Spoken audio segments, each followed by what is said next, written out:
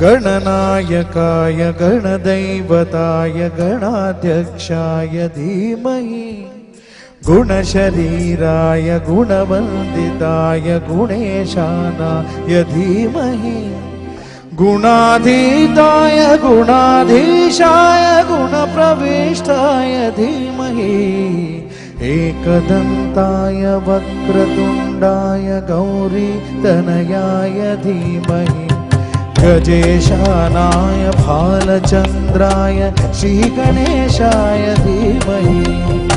एकदन्ताय वक्रतुण्डाय गौरीतनयाय धीमहि